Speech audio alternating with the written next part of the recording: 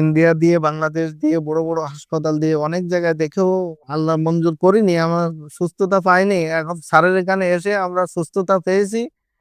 সবাইকে আহ্বান করব যে আপনারা সর্বশেষ স্যারের এখানে ট্রিটমেন্ট নিন, নিয়ে যত দেখা গেল যে আপনারা সুস্থতা আহ কামনা করেন। এই পরীক্ষার রিপোর্টটার মধ্যে বলা হচ্ছে যে সম্পূর্ণরূপে আল্লাহর রহমতে বাচ্চাটা এখন ওই টিউমারটা আর নাই। যে টিউমারটা নিয়ে আমাদের টেনশন ছিল, টিউমারটা নিয়ে এত কিছু, সেই টিউমারটা এখন আলহামদুলিল্লাহ এই রোগীটার আর নাই। এই চিকিৎসার সময় চলাকালীন আমাদের ডাক্তার আসলাম সাহেব আপনিও অনেক ট্রিটমেন্ট করছেন, প্রেসক্রাইব করছেন। তো আপনি যদি এই ব্যাপারে কিছু বলতেন। পেশেন্টটা যখন আজকে প্রায় ৭ মাস আগে আমাদের এখানে আসেন, আমি ওনাকে তৃতীয় চতুর্থ মাসে বাচ্চা পানি কভার করছি। তো ফার্স্ট আমি রিপোর্টগুলো দেখলাম, রিপোর্টগুলো হলো মায়োফাইব্রোব্লাস্টমিক টিউমার। মায়োফাইব্রোব্লাস্টমিক টিউমারটা এটা ফুসফুসের এমনই একটা বিরল রোগ বা বিরল একটা টিউমার যেটা 99% ক্যান্সারের ঝুঁকি থাকে। এটা ক্যান্সার হয়ে যায়, অনলি 1% এটা হতেও পারে, নাও হতে পারে। এটা বর্তমানে এখন পর্যন্ত বিনাইন টিউমার আছে, মেলিগন্যানে যায় না। তবে মেলিগন্যানে যাওয়ার সম্ভাবনা এটি 95%, এই মৃত্যু 99%। এজন্য আমরা এটা কেসটাকে ওইভাবে আল্লাহর রহমতে হ্যান্ডেল করছি। আল্লাহর রহমতে আমরা ট্রিটমেন্ট চালাইছি। ট্রিটমেন্ট চালানোর পর এটা হলো ওনার ফার্স্টের রিপোর্টটা ছিল, যে রিপোর্টটা নিয়ে রোগী আমাদের কাছে আসছে। এই রিপোর্টটা, এটার মধ্যে দেখেন আপনারা এই জায়গার মাঝখানে রিপোর্টের মধ্যে প্রবলেমটা বলা আছে। এটা হলো যে আমাদের ফুসফুসের যে ব্রঙ্কাল ট্রি দুইটা জায়গায় দুই ভাগ হয়। ওই দুই ভাগের একটা ভাগ এই টিউমারের কারণে ব্লক হয়ে যায়। এটা ম্যাক্সিমাম ছোট বাচ্চাদেরই বেশিরভাগ ঘটে এই রোগটা। তো সেই ক্ষেত্রে আল্লাহর কাছে হাজার হাজার শুকরিয়া যে আল্লাহ এমন রোগীগুলাকেও আল্লাহর রহমতে সুস্থ করতেছে। এই বাচ্চাটা ৭ মাস ট্রিটমেন্ট চালানোর পরে আমরা ওনাকে গত মাসে বলছিলাম যে আপনারা এবার পরীক্ষাটা করেন।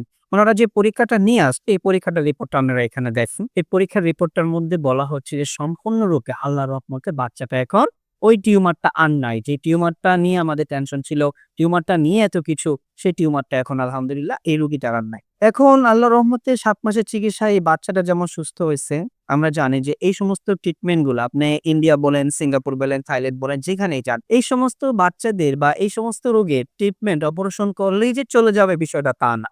এটা পুনরায় আবার ফিরে আসে এবং খুব অল্প সময়ের মধ্যে। বড় জোর আপনি ৬ মাস থেকে ১ বছর সময় পাবেন, এর মাঝখানে আবার ফিরে আসে। কিন্তু আল্লাহর রহমতে এই রোগীটাকে একবার অপারেশনের পরেও যেহেতু আমরা এখন ট্রিটমেন্ট করতে পারছি, আল্লাহর রহমতে রোগীটা সম্পূর্ণরূপে সুস্থ আছে এবং রিপোর্ট অনুযায়ী সুস্থ আছে। আপনার বাচ্চাটা তো এখন রিপোর্ট অনুযায়ী আমরা সুস্থ পাইলাম। আপনার কি মনে হয় শারীরিকভাবেও শারীরিক ভাবে আগে ছাড়া এখন আল্লাহর রহমতে সুস্থ আছে। সম্পূর্ণরূপে সুস্থ আছে? জি জি যাক, আল্লাহর কাছে হাজার হাজার শুকরিয়া। এই যে আপনার ভাতিজি, আপনার মেয়ের মতোই তো আপনার মেয়ে, জি জি না আপনার মেয়েটা যে আল্লাহর রহমতে সুস্থ হইলো, এই বিষয়ে আমাদের গণস্বাস্থ্য হোমিওর চিকিৎসা বিষয়ে, আমাদের doctor S M Sarwar sir চিকিৎসা বিষয়ে আপনি যদি বিশ্ববাসীকে কিছু বলে সেটা খুব ভালো হয়। কি চান আপনি আপনার যাক, বক্তব্যে? আলহামদুলিল্লাহ এখন সমস্ত ক্রিটিক্যাল এই ধরনের পেশেন্ট বা তাদের উদ্দেশ্যে আমি বলতে চাচ্ছি যে আমরা যেমন ইন্ডিয়া দিয়ে বাংলাদেশ দিয়ে বড় বড় হাসপাতাল দিয়ে অনেক জায়গায় দেখেও আল্লাহ মঞ্জুর করিনি, আমার সুস্থতা পাইনি। এখন স্যারের এখানে এসে আমরা সুস্থতা পেয়েছি। সবাইকে আহ্বান করব যে আপনারা সর্বশেষ স্যারের এখানে ট্রিটমেন্ট নিন, নিয়ে যত দেখা গেল যে আপনারা সুস্থতা কামনা করেন। সম্মানিত দেশবাসী, আপনারা জানেন আমরা হোমিওতে কিছু কথা বলে থাকি যেগুলো সবসময় সত্য। সেটা হলো treat the patient, not the disease, but the symptoms. আর আরেকটা কথা হলো, সেটা হলো রোগ নয় রোগী যে চিকিৎসা ব্যবস্থা, আমরা প্রত্যেকটা পেশেন্টের জন্য আলাদা মেডিসিন সিলেকশন করি এবং তার ডোজ নির্দিষ্ট মাপে দিয়ে থাকি। যেভাবে আমাদের ক্যান্সার গবেষক অধ্যাপক ডাক্তার এস এম সরোয়ার স্যার এই পদ্ধতি দীর্ঘ প্রায় ৩০ বছর যাবত এভাবে ট্রিটমেন্টগুলো চালিয়ে আসতেছে।